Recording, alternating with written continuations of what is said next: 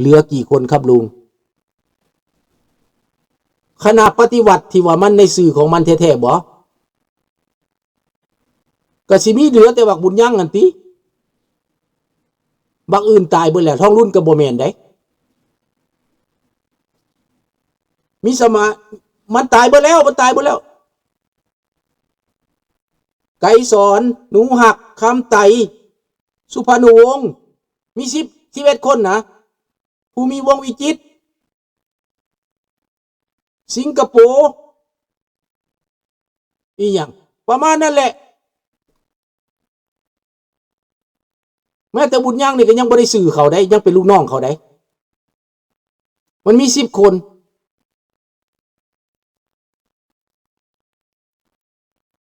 มันตายไปแล้ว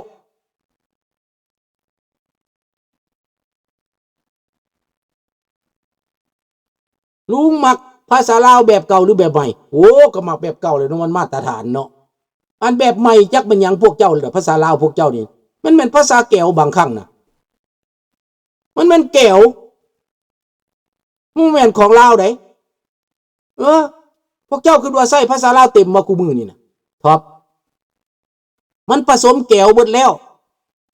ภาษาผสมแก้วสิไปหมักจังได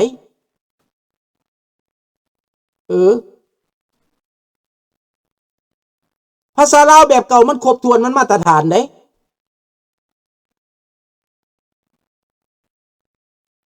ตัวหนังสือก็ครบถ้วนเขียนบ่ถูกกูมือนี่นะศีลธรรมว่าซั่นธรรมสระอำทอธรรมมันตีนธรรมนั่นน่ะทำถูกต้องเลยมันธรรมะเข้าใจบ่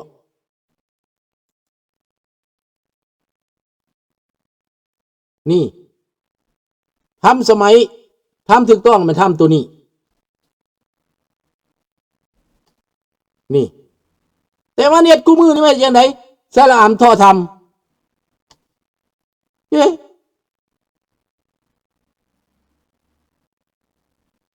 มันบ่ถูกจักกันพี่น้องความโง่เขาเบาปัญญา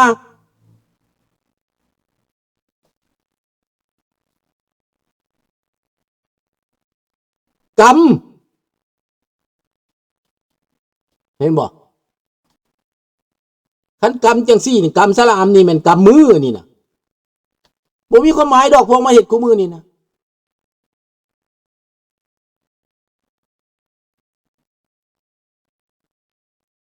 แม่นแล้วโจรฮานอยมาสอนมันบ่มีหลักไวยากรณ์แม่นตัวหนังสือมันก็ยังบ่มีแก้วบ่มีตัวหนังสือตัวเอง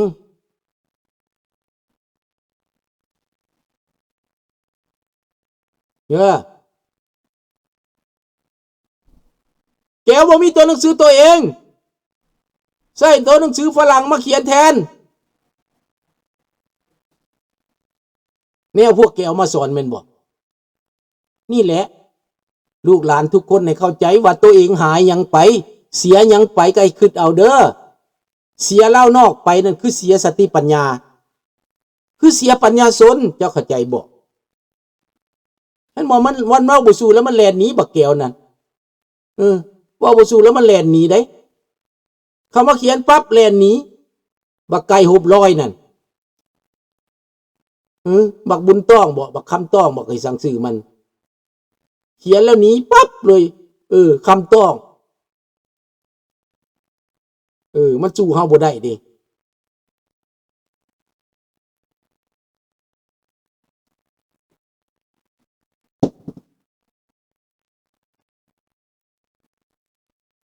จัตตาวาก็บ่มีบ่ธรรมดามันก็ต้องมีใส่บ่เป็นเขาใส่บ่เป็นเขียนตัวเด็กน้อยลาวเขียนตัวหนังสือบ่ถูกนะเดี๋ยวนี้เขียนแม้แต่ตัวภาษาคูบื้อนี่เขายังเขียนบ่ถูกนะภาษาของเขาเองนะ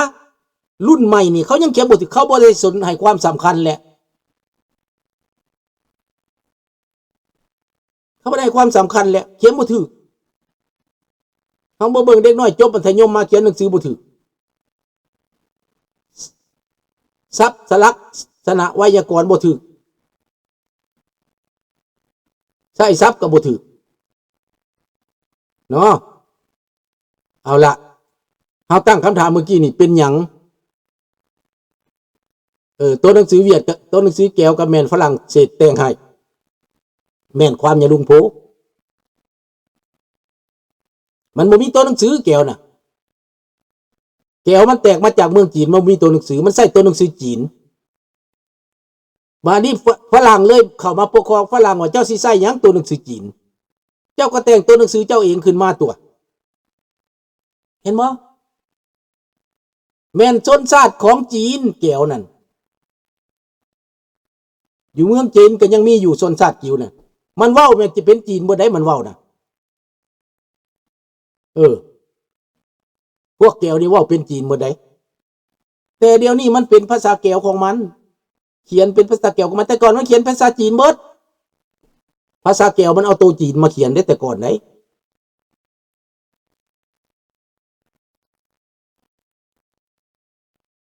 ปัจจุบันทุกวันนี้มีแต่รุ่นลูกของคณะปฏิวัติลาวปัจจุบันนั่นนายไกรสอนสอนไซศรีพันดรเป็นลูกชายท่านคำไตศรีพันดรแมนมันก็เอาลูกแก้วแล้วมาเป็นเนาะ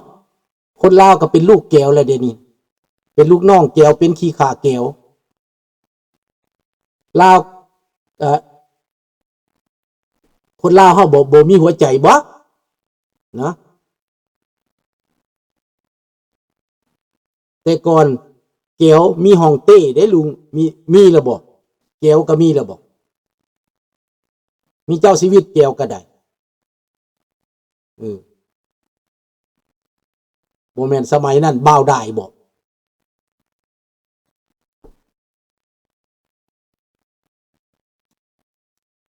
สมัยเจ้าชีวิตบ่าวได้แก้วก็มีอยู่เฮราชวังเฮตัวอักษร7อยู่แม่นความลุงเนาะผู้ใดบ่ฮู้จักก็ไปสอบเรียนฮู้ถามเอาเด้อ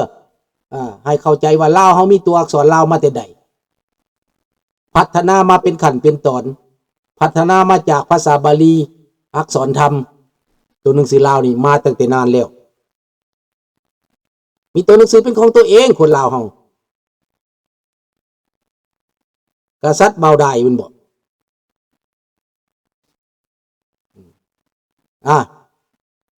พี่น้องข้าพเจ้าว่าตั้งคำถามเมื่อกี้นี่เป็นอย่างประเทศไทยบ่เป็นส่วนหนึ่งของการฆ่าแคนาดาน่าจะเป็นนะแทนที่จะไปใส่ใจแต่ติดต่อกับอเมริกาลูกทุนกับอเมริกาแต่ไม่ได้เคยใส่ใจกับไทยกับแคนาดาเลยนี่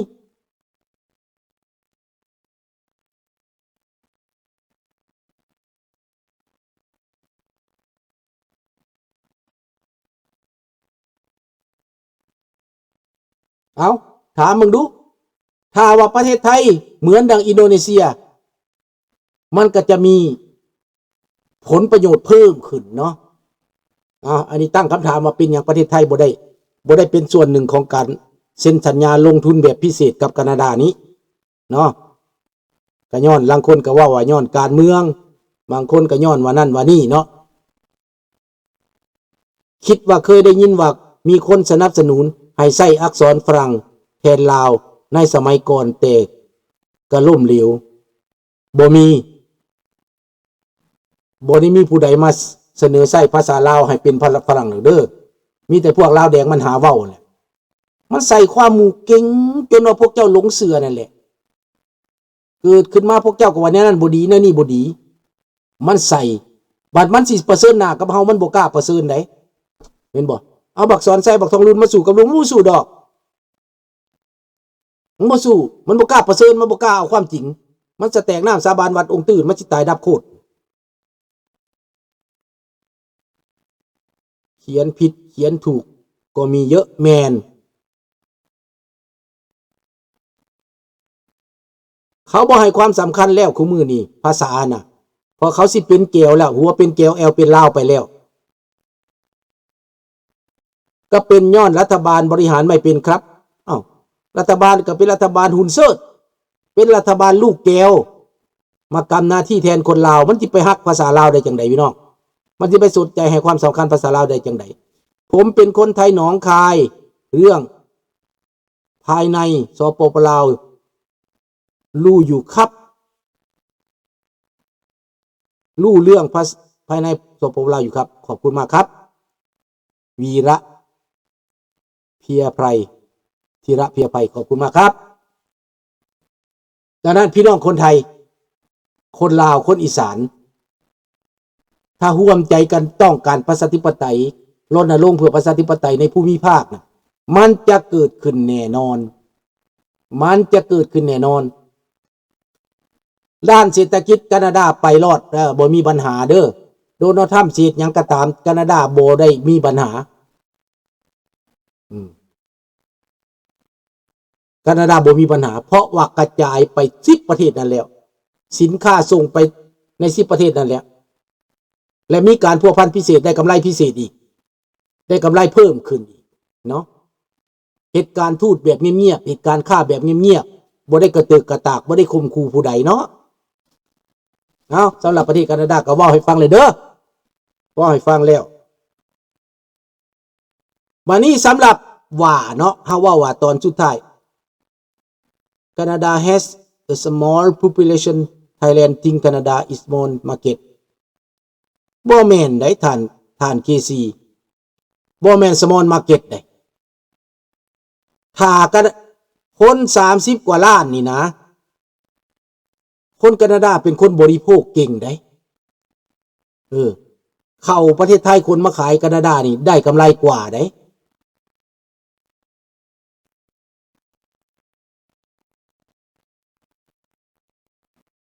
ดังนั้นพี่น้องเฮามาสรุปแล้วว่าสำหรับว่าที่เข้ามาตีอยู่ในลาวว่าแดงนี่นะเป็นเขาห้องว่าพ็อกซิวอของจีนอิทธิพลของจีนนี่มาถูกรูปแบบมาทั้งสีเทามาทั้งนักเลงมาทั้งเขาห้องว่าปุ้นทั้งสะดุมทั้งสินเศรษฐกิจทั้งเปิดทั้งถูกต้องและทั้งผิดกฎหมายมาทั้งค่าของถูกต้องมาทั้งค่ายาเสพติดมาพร้อมกันเบิดมาจากจีนนี่ในเมื่อมันมาเส้นนี้ความบ่ปลอดภัยความบ่มั่นคงก็เกิดขึ้นจีนต้องสร้างความบ่มีเสถียรภาพก่อนเพื่อจะเข้ามาแก้ไขปัญหาเพื่อจะมาหยุดเจ้าไปบ่รอดแล้วก็จะเสนอหามันว่าต้องการเงินจากมันแล้วมันจะเข้ามาครอบงำเบิดนี่ในปัจจุบันนี้มันก็พยายามเกลี้ยกล่อมไทยเกลี้ยกล่อมลาวให้เป็นเครื่องมือให้มันเฮาก็บ่จักว่าอันดับสูงของประเทศไทยนี้ถูกต้องมันว่าแมวสิได้กระจับหนูได้มันเฮ็ดมันปฏิบัติตามเมาทฤษฎีเมาเจ๋อตุงนั่นแหละ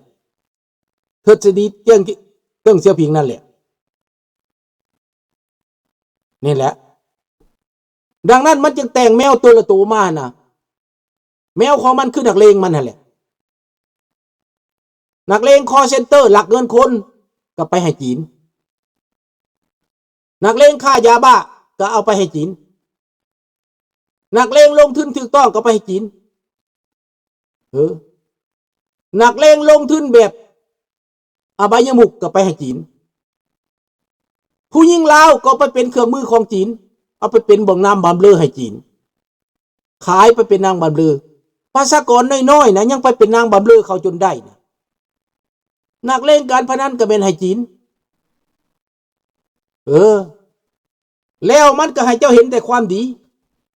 ความสกปรกมันก็เสื่องไว้ทางหลังทางหน้าเป็นพ่อค้าทางหลังเป็นโจรทางหน้าเป็นประชาธิปไตยทางหลังเป็นนักเลงเป็นเผด็จการนี่คือจีนพี่น้อง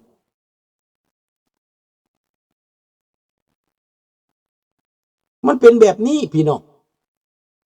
แล้วมาหวังว่าคนลาวเฮานี้จะได้ตื่นจะได้ฮู้ธีระบอกว่าปัจจุบันทุกวันนี้มีแค่รุ่นลูกของคณะปฏิวัติลาวปัจจุบันเป็นแมน